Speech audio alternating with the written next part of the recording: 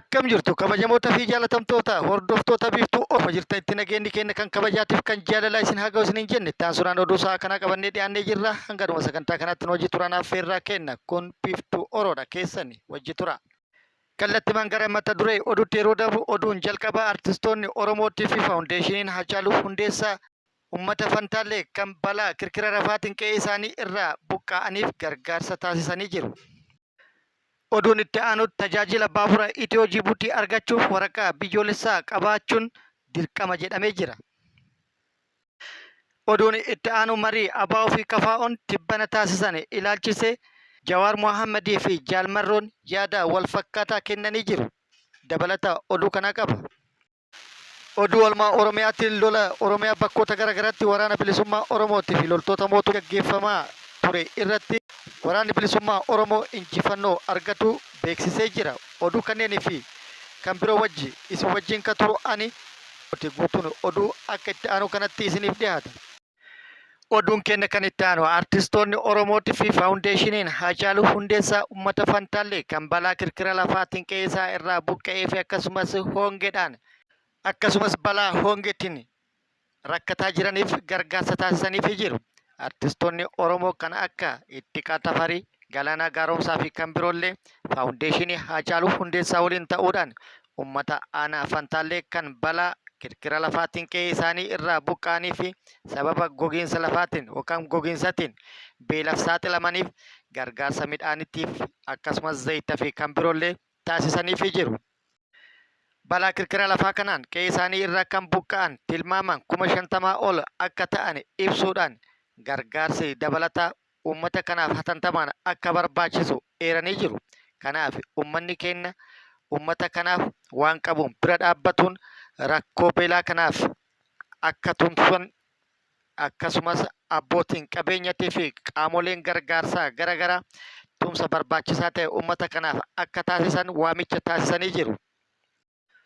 Oduun keenya itti aanu geejjiba baabura Itiyoo Jibuutii fayyadamuuf waraqaa eenyummaa biyyoolessaa qabaachuun dirqama ta'uun ibsamee jira. Waldaa Aksiyoona Baaburaa Itiyoo Jibuutii har'a gurraandhala 24/2017 irraa eegale yookaan akka lakkoofsa Itoophiyaatti jechuudha. Maamiltoonni tajaajila geejjiba argachuu barbaadan waraqaa eenyummaa biyyoolessaa kan yeroon isaa irraa hin dhumin qabaachuun dirqama akka ta'e beeksifamee jira.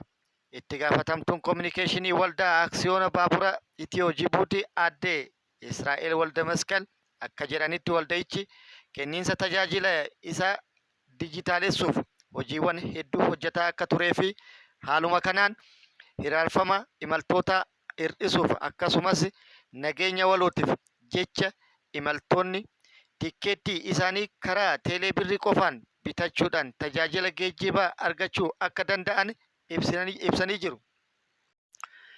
Qajeelfamni kunis har'a gurraandhala 24/2017 akka lakkoofsa Itoophiyaatti jechuudha irraa eegalee hojiirra ooluu kan ibsan aadde Israa'el dabalataanis maamiltoonni waraqaa eenyummaa biyyoolessaa hin qabne tajaajila dhaabbatichaa argachuu akka hin dandeenye eeranii jiru.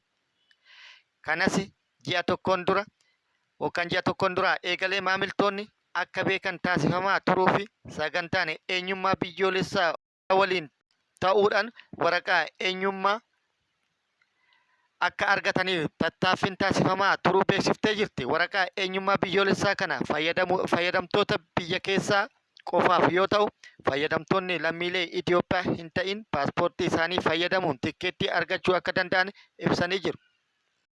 Oduu oolmaa Oromiyaatiin lolli loltoota mootummaatii fi waraana bilisummaa Oromoo Oromiyaa bakkoota garaagaraatti gaggeeffamaa jiru itti fufee jira.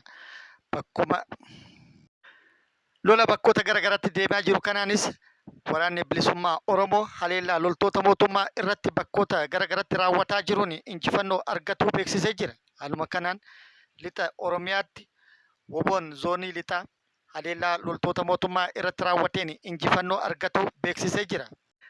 Har'a ganama jechuun bitootessa 3/2025 Wallagga Bahaa Aanaa Galiilaa iddoo addaa Jimmituu jedhamutti loltoota mootummaa konkolaataa 4 deemaa turte irratti haleellaa raawwatee jira. Konkolaataa 4 keessaa konkolaataa tokkoon kan imalaa turte irratti hattee hidhuudhaan haleellaa raawwateen miidhaa guddaa akka dhaqqabsiise odeeffannoon achirraa nu geette ibsitee jirti.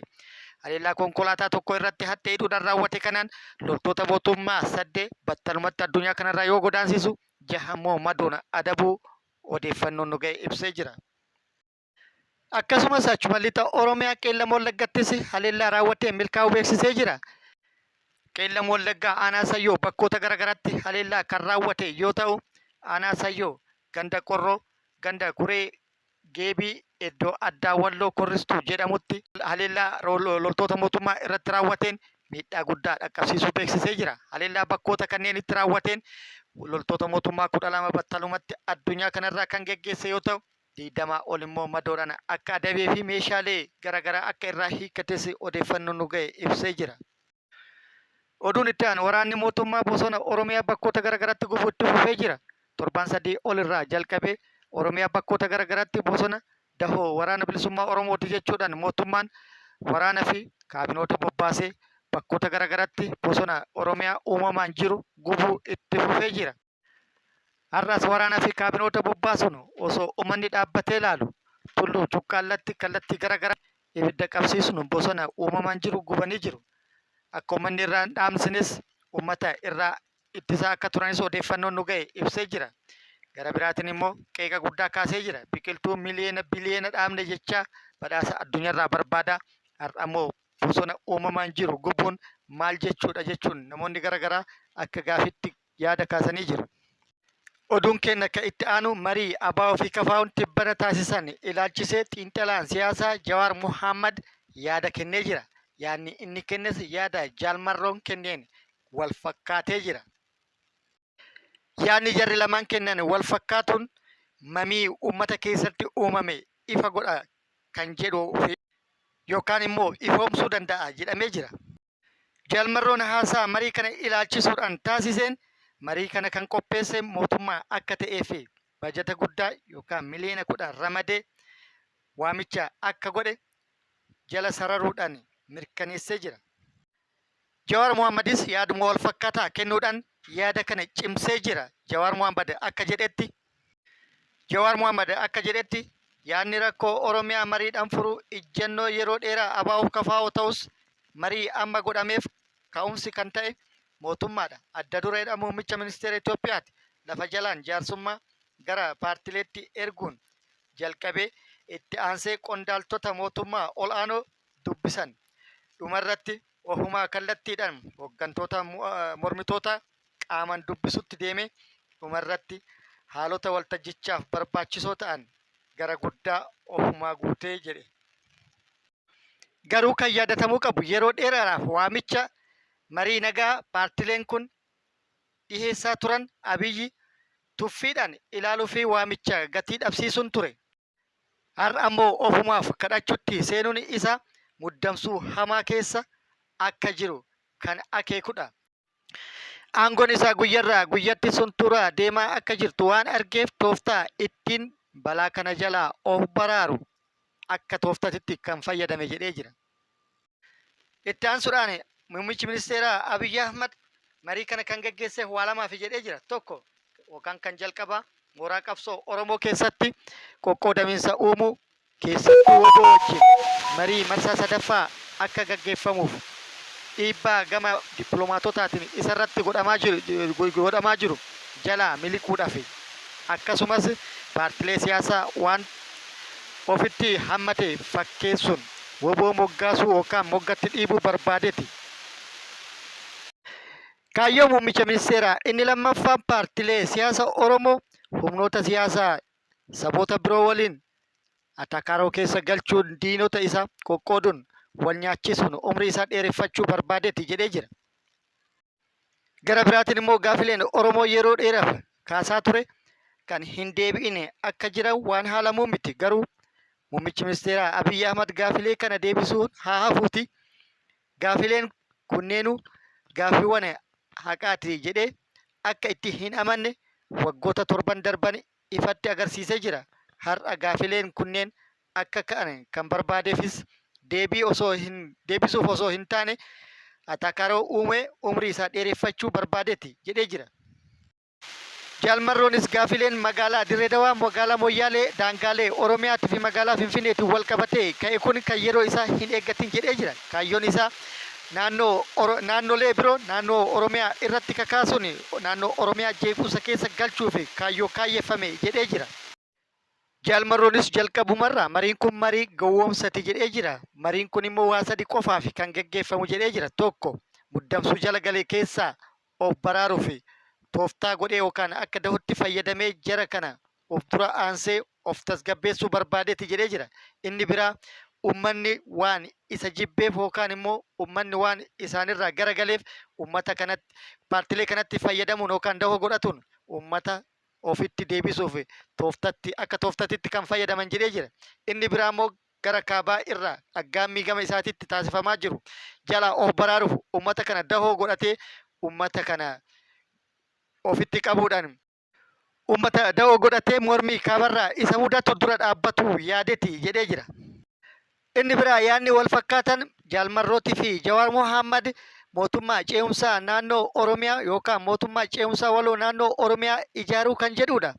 Jarri lamaanuu akka jedhanitti Oromiyaa qofa keessatti mootummaa ce'umsaa ijaaruun nageenyi biyyattii keessatti dhufu hin jiru. Nageenyi akka guutuu biyyattiitti badee waan ta'eef akka guutuu biyyattiitti mootummaa ce'umsaa ijaaruun ni barbaachisa. Kanaaf akka naannoo Oromiyaa qofatti ijaaramee bu'aan inni fidu hin jiru jechuudhaan yaada wal fakkaataa kennanii jiru.